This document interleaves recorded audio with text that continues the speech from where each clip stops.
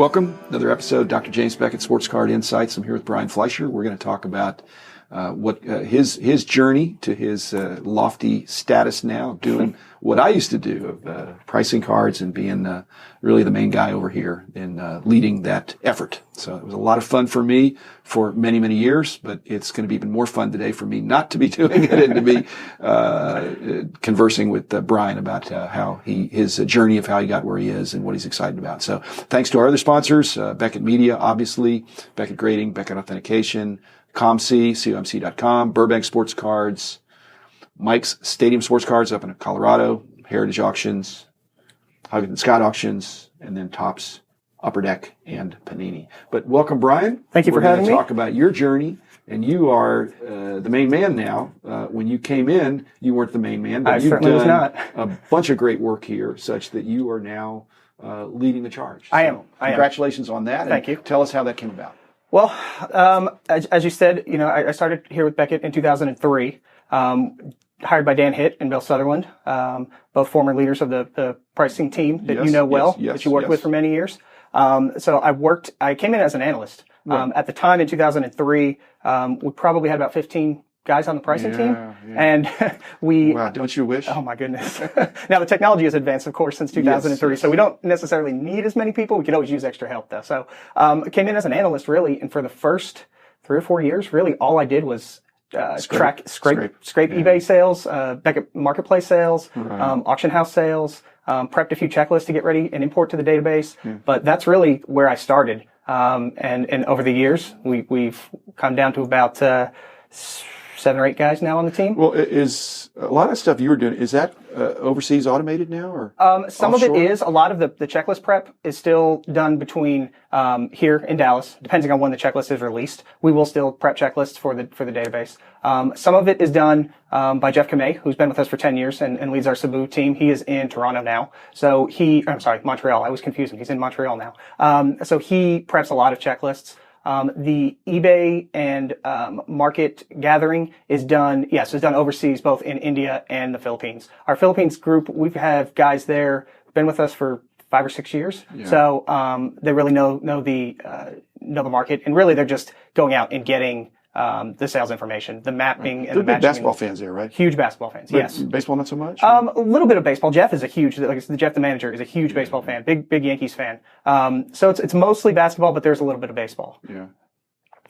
And so really you've got a whole bunch of people doing pricing. We do. So I say we have a team. They're not here. They're not here. So in the office, the team that actually. And they're, like you say, they're less editors and more analysts. Correct. And the team that does the actual pricing of the cards are the experts here in the Dallas office. So we've got 6 guys here in the Dallas office who actually do the actual pricing. We use the work that the teams in India and the Philippines that they put together for us in these giant, massive reports that we still print, that you're familiar with, these pricing market tracking reports that we still use.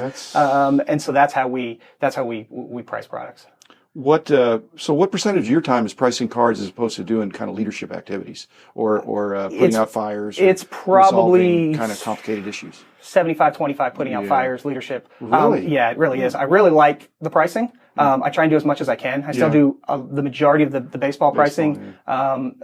Do a bit of soccer pricing. Admittedly, we're way behind on soccer pricing. That's a market that's really growing, getting more popular, more product coming out left and right. Now, keeping up with it is an issue. You get all these different leagues and nationalities and all it's that tough. Really, really tough. Yeah. A lot of baseball. My work is spent on baseball, a little bit of basketball, and a little bit of soccer. But we have 2 other analysts who handle a lot of that.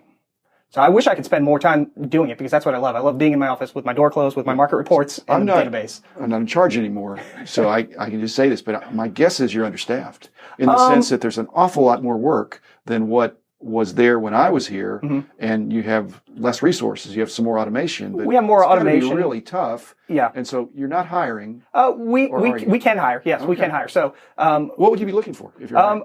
Anyone who it's difficult to find people here as anyone. It always really was. Yeah. It's always difficult to find people. We interview a lot of people who say, I haven't looked at a card since 2000, but I really like sports. Well, as you know, the industry is in the market is so complex and so different. Complex.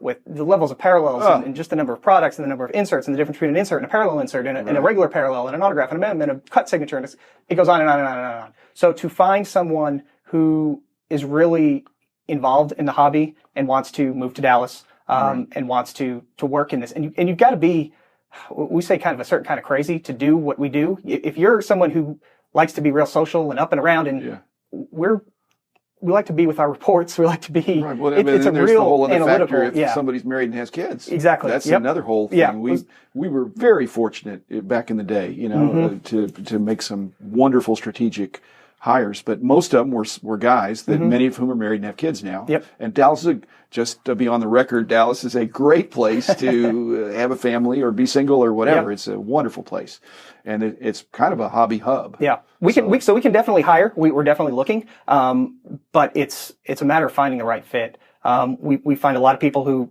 collected in the 80s and 90s and haven't touched anything since then. We've got a lot of people who are really into vintage cards, which is awesome. That's what a lot of us are really into. Unfortunately, the bulk of the work is in the modern section. Yeah. So, we're trying to add, but I think we can, we're keeping up the best that we can with the group that we have. I think it's just hard. What of the different price guide people on your team, are they all individually involved in social media? And you, or is that farmed out a little bit? Usually, it seemed like if you were speaking for the company or making comments and real time. Yeah, there's a few of us who have access to the social media account. So the editorial team, Ryan Cracknell and Kieran Steckley, have access. Mike Payne, of course. Gotcha. So that's the editorial team. On the pricing team, it's mostly myself and Eric Norton who handle the social media interaction. Matt Bible, our non-sport and gaming analyst, handles some of the non-sport issues. We can all it's not fluff, it's substantive, right? Yes. I mean, it's basically that's what we're trying to information. do. Yes. You're not just getting into... No. We try not to we'll answer questions. No. We can all get in there and answer questions if need be. But most of the social media comes from Ryan Cracknell and the editorial team. Eric Norton and I handle the Beckett Marketplace Facebook page. So we do a little bit of work there. Again, it's a lot of reposting of stories that appear on Beckett.com. Eric does a player of the day, Marketplace player of the day based on something that someone who performed the day before. But most of the social media work, as I said, comes from editorial. Okay. And again, how much of the market is eBay these days? It seemed like when we first started, there wasn't an eBay. And so it was all card shops and card shows. And that's why we had a huge travel budget and a huge team. And I think that was a lot of fun. Yeah. It was a lot of work. And you really had to have you had to be able to evaluate the reliability of the source. Well, you still have to the reliability source if it's eBay, but what percentage do you think is eBay? I would think it's at least 80%. Really? It's the especially on the new hot product singles. A lot of pre-price guide. You mean? Correct. A lot of a lot of singles do show up on the Beckett Marketplace.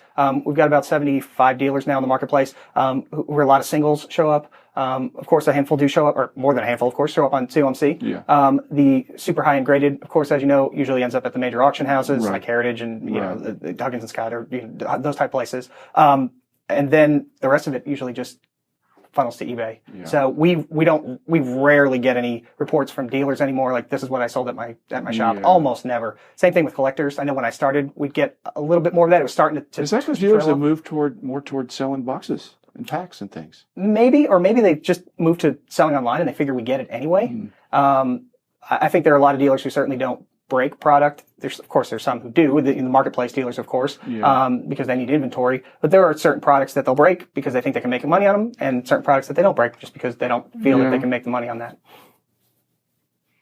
Well, in a way, it makes your job simpler, but it's less people contact. It seems like it is. But it's less opinion then.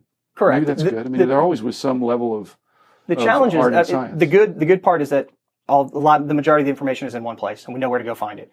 The challenge is that, as we talked about, that the products are so complex and there's so many parallels to everything. It's not uncommon to have a product with 10,000 unique cards in it and 135 unique insert sets. Now, some of those insert sets may have 2 or 3 cards or parallels, and some may have 200. But it's just a matter of then taking that single line from eBay, that single card from eBay that says whatever Mike Trout, number to 25, and finding which of the 20 Mike Trout cards number to 25 is. That's the challenge. Now, at some point, in some inserts, all my trout to 25. It doesn't matter if it's this insert or that insert, or this pair or that. It's all going to sell for about the same. So there's some tricks that we can use to make it a little bit easier for us.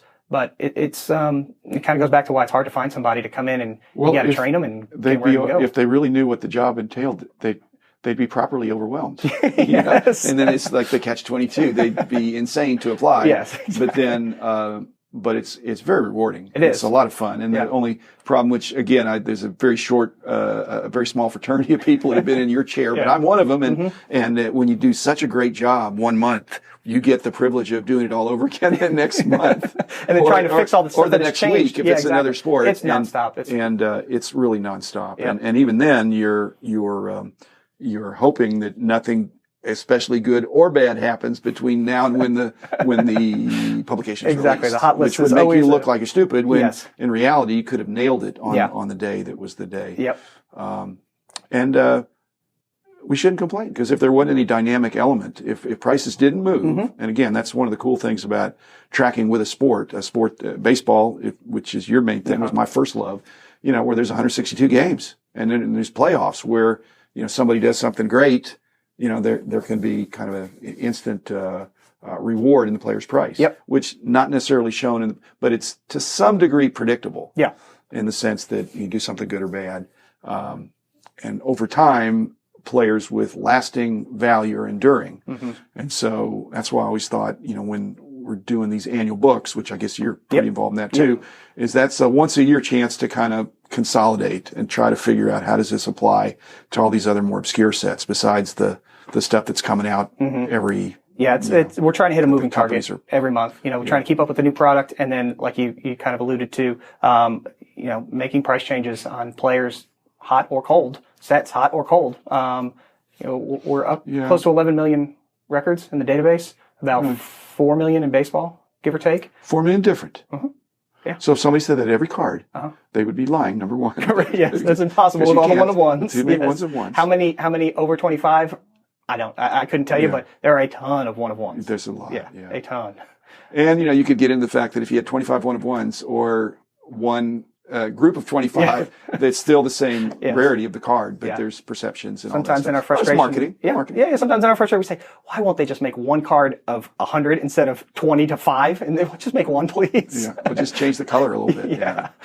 Well, I think, I was doing a box break, one of the sponsors sent me something. I realized that if it's gotten to the point now, if the set is not complicated, then it's not interesting.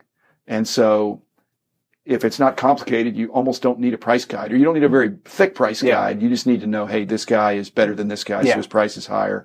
But when there's all these different kinds of variations and parallels and inserts and other, signatures and memorabilia and patches involved, and again, we'd be out of a job, Brian, if it was deterministic.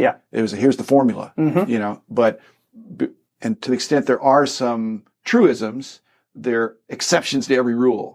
Which, if there were no exceptions, again, we wouldn't have had a job.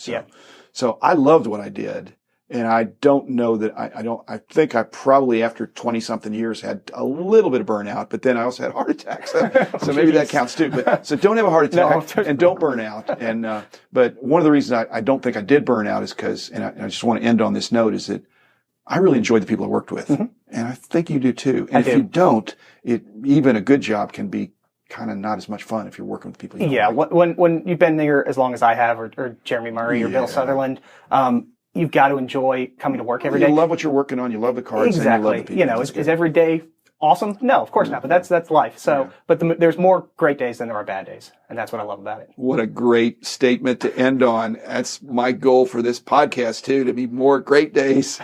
And this has been one of them. I really enjoyed catching up with Brian. Brian will do it again. Listeners, thanks for listening. We're doing it because, again, we wouldn't be here if there weren't customers and collectors and people out there that loved cards as much as we do. So thanks, Brian. Thank you, Dr. Thanks, listeners. We'll be back again tomorrow.